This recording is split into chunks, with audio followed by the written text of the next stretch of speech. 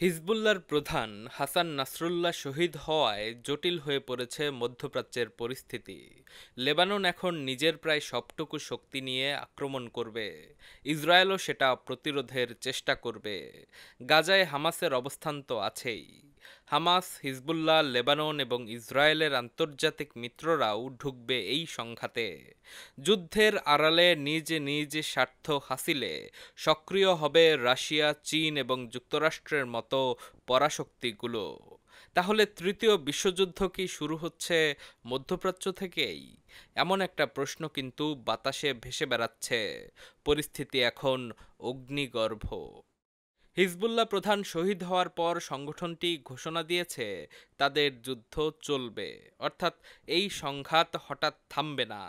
Hezbollah কোনো ছোটখাটো guerrilla দল কিন্তু নয়, প্রায় লক্ষ যোদ্ধা রয়েছে তাদের বাহিনীতে। লেবানন সরকারও হিজবুল্লাহর মিত্র।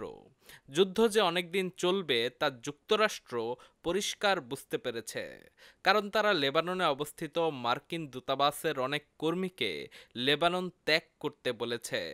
একই সঙ্গে মধ্যপ্রাচ্য অঞ্চলে মার্কিন সামরিক বাহিনীর অবস্থার রিভিউ চেয়েছেন যুক্তরাষ্ট্রের প্রেসিডেন্ট, অর্থাৎ তিনি এই অঞ্চলে নিজের শক্তি সম্পর্কে একদম ক্লিয়ার হতে চাইতেছেন, কারণ যুদ্ধ যে কোনো সময় বৃহৎ আকার ধারণ করতে পারে। ইরানের সর্বোচ্চ ধর্মীয় নেতা আয়াতুল্লাহ খোমেনিও হিজবুল্লাহর পাশে আছেন। তিনি ইরানে 5 দিন ব্যাপী রাষ্ট্রীয় শোক পালনের ঘোষণা দিয়েছেন।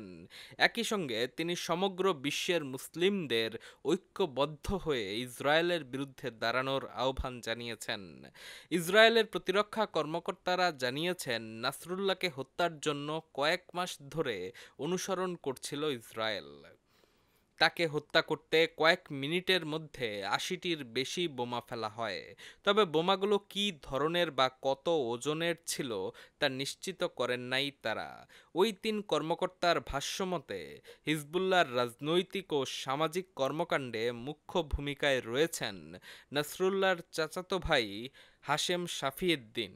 শুক্রবারে হামলার সময় তিনি নাসরুল্লাহর সঙ্গে ছিলেন না। তাই নাসরুল্লাহর মৃত্যুর পর অল্প সময়ের মধ্যেই হাশেম সাফিউদ্দিনকে হিজবুল্লাহর নতুন প্রধান হিসেবে ঘোষণা করা হতে পারে। তাকে নাসরুল্লাহর উত্তরসূরি বলে মনে করা হয়। সাফিউদ্দিন হিজবুল্লাহর নির্বাহী কাউন্সিলের প্রধান। গোষ্ঠীটির রাজনৈতিক বিষয় দেখভাল করাই তার দায়িত্ব। তবে তিনি গোষ্ঠীটির জিহাদ কাউন্সিলেরও সদস্য। নিজেদের সামরিক অভিযানের ব্যবস্থাপনা করাই এই কাউন্সিলের কাজ। সাফিউদ্দিন প্রয়াত নাসরুল্লাহর চাচাতো ভাই। নাসরুল্লাহর মতো তিনিও ধর্মীয় পণ্ডিত। তিনিও মাথায় কালো পাগড়ি পরেন। 2017 সালে মার্কিন পররাষ্ট্র মন্ত্রণালয় সাফিউদ্দিনকে সন্ত্রাসী তকমা দেয়।